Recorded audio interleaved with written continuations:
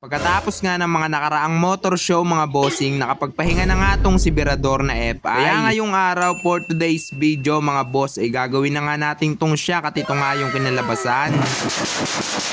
Pero bago ang lahat mga boss, bago natin simulan tong video natin mga bossing, sa mga hindi pa pala nakapollow dito sa FB page namin ni Berador na FI, baka pwedeng pa-click ng follow button para updated kayo sa mga videos natin. Madali lang naman yung gagawin natin mga bossing, bali tataas nga natin tong shock dito sa harap mga boss dahil sobrang baba nga ni Berador na FI. Kapag niro-rolling nga natin ay sumasayad nga yung makina. Isa nga rin to sa problema ko mga bossing, lalo na kapag nag-iibig kami kasi niro-rolling ko nga to at nagpapatulak nga lang tayo sa mga tropa. Sobrang dami pa naman na malalaking hubs dito sa amin, aray ko. Kaya ngayong araw mga bossing, isusolusyonan na natin yung pinakamalaki nating problema. Ang daming washer na nalaglag. Ang dami pa talaga tayong kulang dito kay Berador mga bossing, lalo na yung hub and mile dahil hindi pa nga tayo nakapagpagawa ng swak na swak dito sa shock natin. Pero ayos lang yan mga bossing, at least nakakaraos tayo kahit papano sa mga motor show event na nilalapagan namin ni Berador. Pagpasyensyahan nyo na mga bossing dahil medyo makalat nga tayo gumawa ngayon dahil wala nga tayo nahanap na karton. Lecheng buhay yan, karton na lang wala pa, aray ko.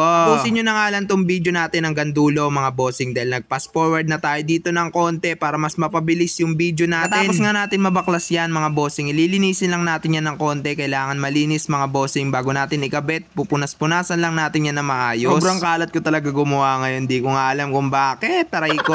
Binawasan lang natin yung spring dito mga bossing kasi nag magic lowered nga tayo nakaraan. Ito mga bossing ay tuturo ko nga sa inyo kung paano nga tayo maglagay ng langis at paano nga yung sukat na ginagawa natin. Bali nakababa lang yung inner tube natin mga bossing, pagkatapos ay sasalinan nyo lang ng langis. Dapat saktong-sakto lang sa inner tube para kapag inangat nyo mga bossing, dahil bubombahin pa nga natin yan. Bubombahin nyo nga lang ng bubombahin mga boss para mawala yung mga hangin dyan sa loob, para mas maganda yung pagkaka-play ng shock natin. Yan, kasama natin dito si Boss A mga bossing, katulong natin yan mag-angat dito ng shock natin. Pagkatapos dito naman tayo sa kabila, gumamit pala tayo ng teflon dito mga bossing, dito sa may extension natin para mas maganda yung pagkakalapat at dikit na dikit nga dito sa inner tube. Medyo nag-fast forward tayo mga bossing, binilisan na lang natin yung video natin dahil 3 minutes and 24 seconds lang yung video natin mga bossing, kaya tapusin nyo na lang to hanggang dulo at may papakita ko sa inyo kung ano yung kinalabasan ng motor natin. Napit na nga matapos tong video natin mga bossing, ulitin ko lang, at sa mga hindi pa nakapollow dito sa FB page namin ni Berador na FI, baka pwedeng pa-click ng follow button para updated kayo sa mga videos natin. Dahil ikabit na nga natin yung shock mga bossing, ikakabit naman natin tong tapalodo natin na stock ng Raider FI. Saka rin to sa naging problema ko mga bossing dahil ganito yata talaga yung stock ng Raider FI, nakaangat dito sa harap. Hindi katulad ng mga wave na tapalodo mga bossing, yung tabas na. Ito kasi mga bossing, bali stock pa talaga to. Okay lang yan mga bossing, at dito nga yung kinalabasan. Talaga napaka-solid nga ni Berador na